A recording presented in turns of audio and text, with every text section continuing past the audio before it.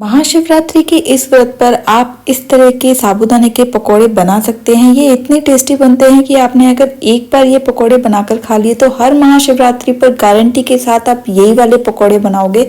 बहुत ही अच्छी रेसिपी है और बहुत ही सिंपल सी रेसिपी है। आप ज़रूर ट्राई कीजिए ये वाले पकोड़े की रेसिपी। तो ये है हमारे साबूदाने के पकोड़े जो कि बहुत ही हेल्दी होते हैं, बच्चों के लिए भी बहुत हेल्दी होते हैं। तो सबसे पहले हम लेंगे 1 कटोरी साबूदाना किसी बड़े बोल में। इसको अच्छे से हम धो लेंगे पानी से, 1-2 बार इसको पानी से धो लेते हैं। फिर थोड़ा सा पानी डालकर, आप देख सकते हैं मैं कितना कम पानी यहाँ पर डाल रही हूँ, उतना ही पानी डालना है आपको अगर आपको चाहिए कि आपके पकोड़े अच्छे बने। हाथों से मैं आपको दिखा देती हूँ कि इसका जो लेवल है साबूदाने का उतना ही पानी होना चाहिए, उससे ज़्यादा पानी नहीं होना चाहिए, वरना आपके पकोड़े अच्छे नहीं बनेंगे और बहुत ही बिखर जाएंगे। इसलिए आपको पानी का बहुत ध्यान रखना है। कम से कम पानी इसके अंदर डाल के रात भर के लिए इसको छोड़ना है और सुबह आप देखेंगे तो इस तरह से साबूदाना अच्छे से फूल चुका है। तो इस तरह से साबूदाना फूल जाएगा। उसके बाद आपको बहुत 2-3 चीज़ों को इसमें ध्यान रखना है जो कि बहुत इम्पोर्टेंट है कि साबूदाना इस तरह से खिला खिला होना चाहिए, तभी आपके साबूदाने के पकोड़े अच्छे बनेंगे।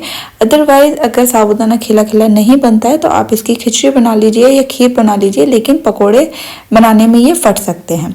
इसमें हम डालेंगे 2 उबले हुए आलू अच्छे से मैश करना है क्योंकि हमें बाइंडिंग के लिए आलू मिलाना होता है। अब हम इसमें मिला रहे हैं सेंधा नमक और काली मिर्च पाउडर। हम व्रत के लिए बना रहे हैं इसलिए हम इसमें ये सारी चीज़ें ऐड करें। यहाँ पर सिंगदाना का पाउडर हमने डाला है और 1 से 2 हरी मिर्ची डाली हैं और थोड़ा सा कटा हुआ धनिया हमने डाला है। ये सारी चीज़ें डालने के बाद जब आप पकोड़े बनाते हैं तो पकोड़े का टेस्ट बहुत अच्छा आता है और इसको व्रत में खाया जाता है। तो इस तरह से अगर आप व्रत भी नहीं कर रहे हैं और ऐसे भी खाना चाहते हैं अपने ब्रेकफास्ट में या बच्चों के लिए स्कूल के लिए, तो आप आराम से बना सकते हैं।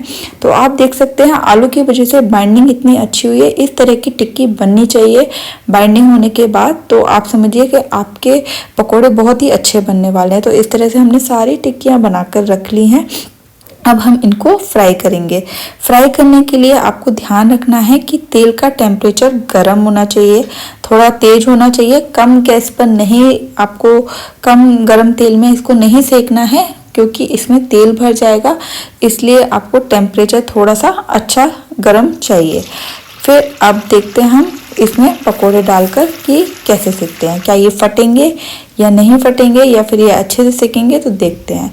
चलिए सेक लेते हैं फिर सारे पकोड़े। साबूदाने के पकोड़ों को हम इसको इस तरह से पलटते हुए आपको सेकना है क्योंकि टेम्परेचर थोड़ा तेज होता है, इसकी वजह से ये बहुत ही जल्दी सिक जाते हैं। 2 से 3 मिनट में साबूदाने के पकोड़े आराम से सिक जाते हैं और आप देख सकते हैं इनका कलर भी चेंज हो गया है। और ये थोड़ा सा अगर बीच बीच में से इस तरह से आप देख सकते हैं हल्का सा फटे तो कोई दिक्कत वाली बात नहीं है, ये ऊपर से सिक जाता है, इसके अंदर तेल बिल्कुल भी नहीं भरेगा।